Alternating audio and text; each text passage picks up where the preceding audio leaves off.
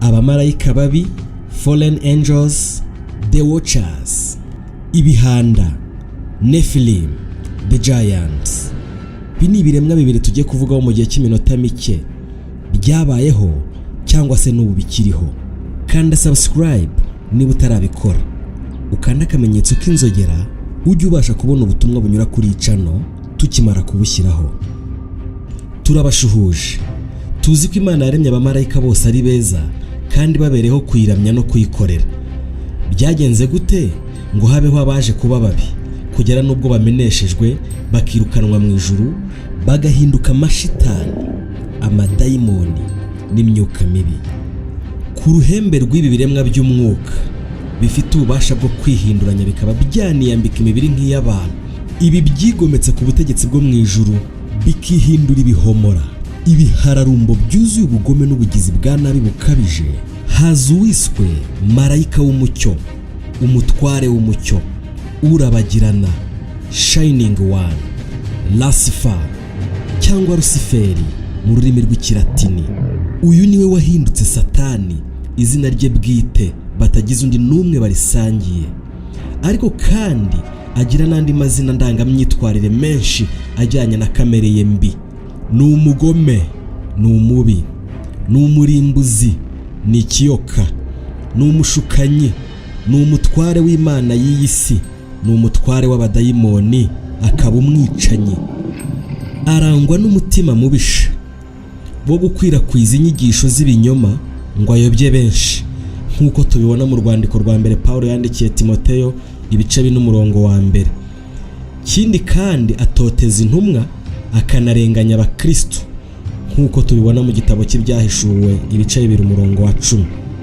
Akiri mu ijuru hari ibindi bintu bitatu byamurangaga ameze nk'aho yari yihariye: ubwiza bw'agatangaza, ubwenge bw'ikirenga n'ubushobozi buhambaye. Ibi byamukururiye ubwibone no kwikuza, ashaka kwishyira hejuru ngo asingire intebe y'Imana, kandi nawe agira abamalayika bazajya bamuramya, nk'uko tubibona mu gitabo cy'umuhanuzi Ezekiel ibice 28 kuva ku murongo wa 17 kugera ku murongo wa 18. Ibi ni ibintu bitari gushoboka na gato, kuko nubwo yarakomeye bwose ntiyarakwiye kwigereranya n'Imana yamuremye. Kandi mu bintu Imana itajya yihanganira na gato, n'uwo ari we wese cyangwa icyo ari cyo cyose kivogeye icyubahiro cyayo kigamije gushaka kwigarurira ishimwe ryayo, nk'uko tubibona mu gitabo cy'umuhanuzi Yesaya ibice 42 umurongo wa 8. Ubu bwigomeke bwuzuye ubwibone n'ubwirasi bwateje Luciferi ubukubaganyi no kwirarira, byanze bikunze byagombaga gukurikirwa no kugwa. Kwibona kubanziriza kurimbuka, kandi umutima wirarira ubanziriza kugwa. Iyo ni ijambo riri mu Migani ibice 16 umurongo wa 18. Iyo myifatire mibi kimara kwaduka kuri Luciferi, nta yandi mananiza, nta kuzuyaza cyangwa kuzarira, imirwano yahise isutama. Bivugwa ko Imana yahaye iyo mission marayika Mikayeli, uyu mumarayika w'intumwa yizewe, Archangel, ni kabuhariwe ku ntambara, kandi ngo azobereye ikijyanye n'imirwano cyane. Imirwano ikimara kubura, aha niho marayika Mikayeli n'umutwe w'abandi bamarayika b'indwanyi bibasiye Luciferi n'abandi bamarayika bari bari ku ruhande rwe bamuyobotse, babagwa nabi cyane, barabakubita barabazambya kugeza babirukanye mu ijuru. Mu gitabo cy'ibyahishuwe ibice 12 umurongo wa 7 kugeza ku wa 9 hari amagambo avuga ngo mu ijuru habaho intambara. Mikayeli n'abamarayika be batabarira kurwanya cya kiyoka. Ikiyoka kirwanana n'abamarayika bacyo ntibanesha, kandi mu ijuru ahabo ntihaba hakiboneka. Cya kiyoka kinini kiracibwa, aricyo ya nzoka ya kera yitwa umwanzi na Satani, aricyo kiyobya abari mu isi bose. Nuko kijugunywa mu isi, abamarayika bacyo bajugunyanwa nacyo. Mu gitabo cy'umuhanuzi Yesaya ibice 14 umurongo wa 12 kugera ku wa 15, kandi naho hari amagambo avuga ngo: wa nyenyeri yo mu ruturuturu we, mwana w'umuseke kuvuye mu ijuru ukagwa, waneshaga amahanga ko baguciye bakakugeza ku butaka, waribwira guti nzazamuka njye mu ijuru nkuze intebe yanjye y'ubwami isumba inyenyeri z'Imana, kandi uti nzicara ku musozi w'iteraniro mu ruhande rw'impera y'ikasikazi, nzazamuka ndengaho ibicu bigarukira, nzaba nk'isumba byose, ariko uzamanuka ikuzimu ugere ku ndiba ya rwa rwobo. Uyu nta wundi ni Lucifer, Satani. Luka ibice 10:18 haranditswe ngo arababwira ati nabonye Satani avuye mu ijuru agwa asa n'umurabyo. Byanze bikunze ibyiza byose Imana yaremye, cyane cyane umuntu, byagize ibizazane umunsi bibiremwa kabutindi bimanukira isi bigatangira kuyagara mu kirere, ku isi no mu nyanja, byuzuye ubugome n'ubugizi bwa nabi bukabije cyane, nk'uko tubisoma mu gitabo cy'Ibyahishuwe ibice 12:12. Satani akigera ku isi, ikintu yihutiye gukora ni ugushaka uko yakwangiza umubano w'umuntu n'Imana, abinyujije mu kumushuka ngo akore icyaha. Kandi koko byarangiye amwoheje gukora icyo Imana yari yaramubujije, akora icyaha, yirukanwa mu ngobyi ya Edeni. Imiruho no kwangara tuzerera bihera ubwo kugeza no kugupfa. Satani Sekibi niwe washutse Adamu na Eva ngo barye ku mbuto z'igiti kimenyesha icyiza n'ikibi, kimwe muri bibiri gusa Imana yari yarababujije kuryaho, cyo n'ikindi cy'ubugingo, nk'uko tubisoma mu Itangiriro ibice 3 kuva ku murongo wa 1 kugera ku murongo wa 7. Ubushakashatsi bwerekana ko aya mashitani yakomeje kwigarurira ikiremwa muntu kugeza naho yororotse kandi abyaranye n'abantu. Aha niho hakomotse ibigabo birebire binini by'ibihanyaswa kandi by'ibigome: ibihanda, Nephilim, the giants. Bibiliya mu Isezerano rya kera hari imirongo ivugamo abana b'Imana.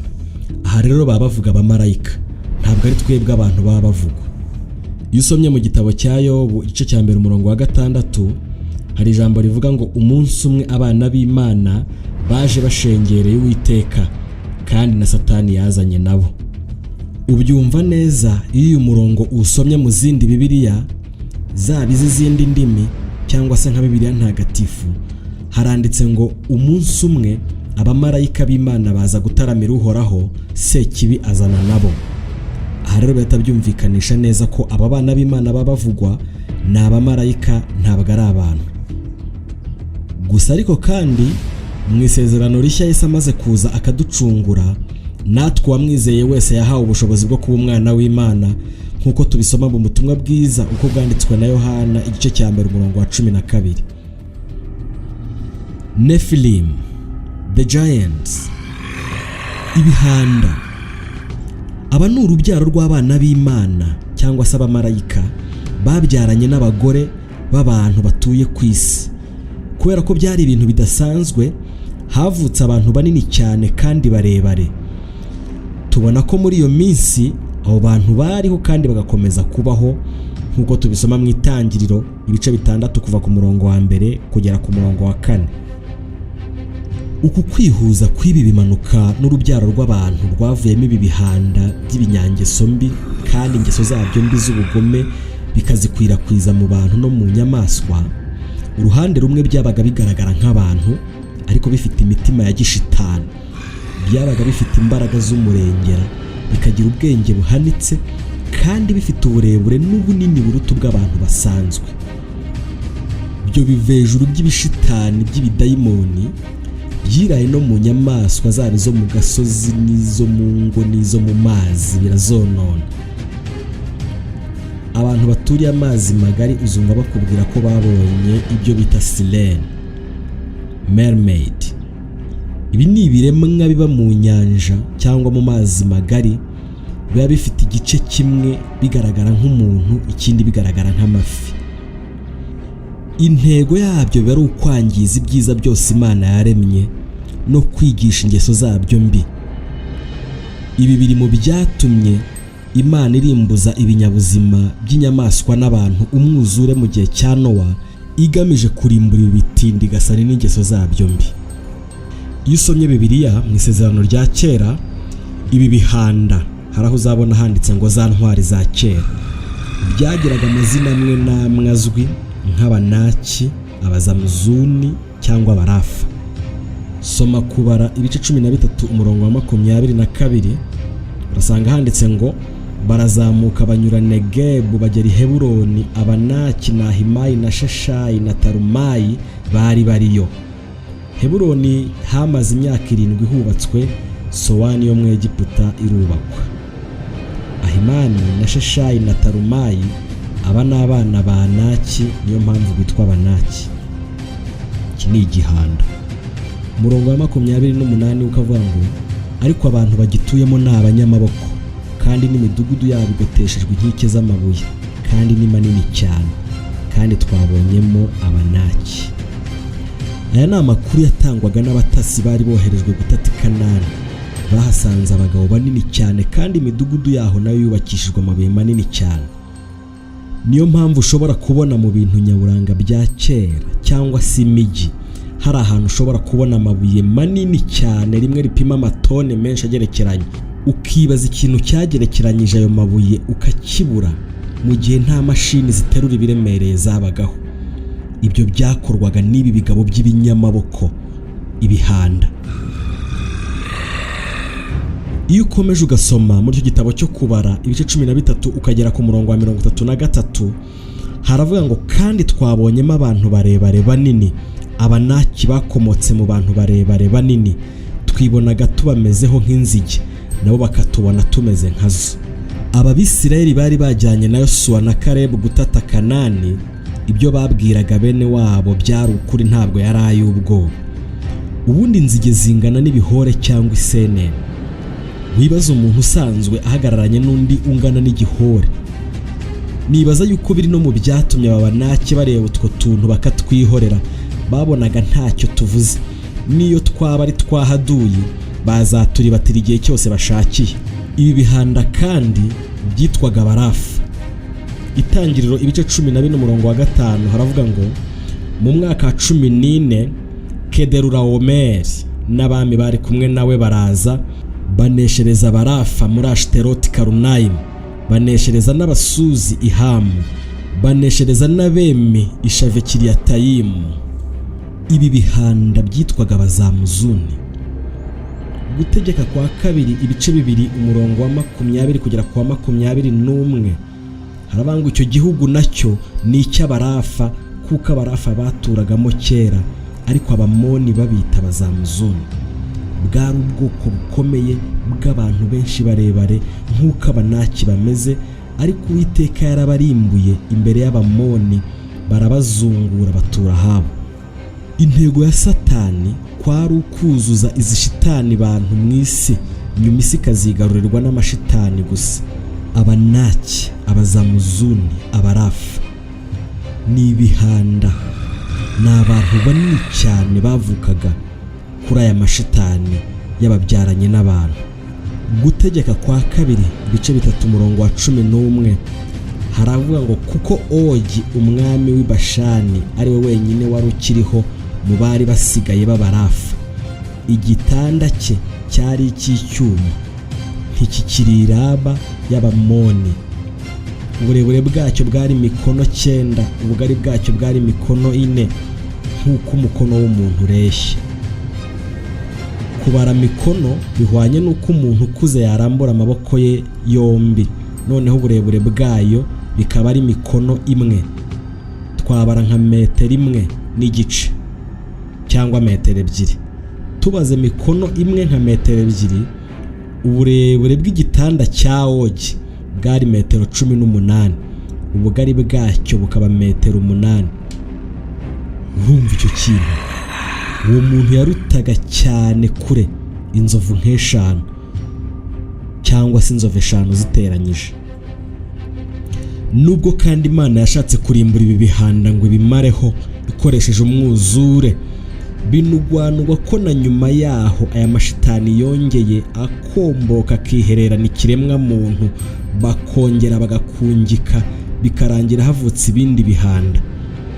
Bibiliya ivuga ko uwitwa Goliyati w'i Gati intwari y'Abafilisitiya, we na bene nyina bakomokaga kuri kimwe muri ibyo bihanda, nk'uko tubisoma mu gitabo cya mbere cy'ibyo ku ngoma ibice 20 umurongo wa 5 n'uwa 6.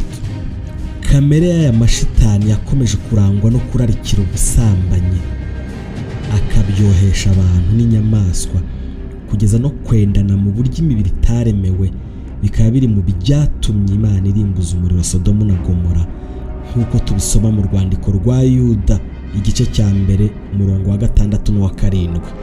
Ibi bihanda mu buryo bw'uburemere bivugwa ko byapimaga mu matone, kandi mu buryo bw'uburebure bivugwa ko byakuraga bikaba byagera kuri metero 150 z'uburebure.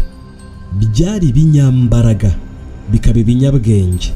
Hari inyandiko zivuga ko ari byo byigishije abantu ibijyanye n'iterambere, civilisation, nko gucura intwaro. Ikibazo cyo kwibaza, ubu kuba nta bantu tukibona barebare, banini, b'imbaraga, b'ubwenge, ibihanda, twakwizera ko ibi bihanyaswa byashizeho koko? Twibukiranye ko ibi bihanda byavukaga ku mashitani, abamarayika babi babibyaranye n'abantu. Byanze bikunze aba bamarayika babi ntibapfuye, baracyahari, n'abantu barahari. Kandi iyo witegereje usanga n'ingeso mbi zikiriho, kandi zigenda ziyongera, hakaduka n'izisa n'izagiye zirimbuza abantu bo hambere. Ngo mwebwe ntacyo mwumvamo?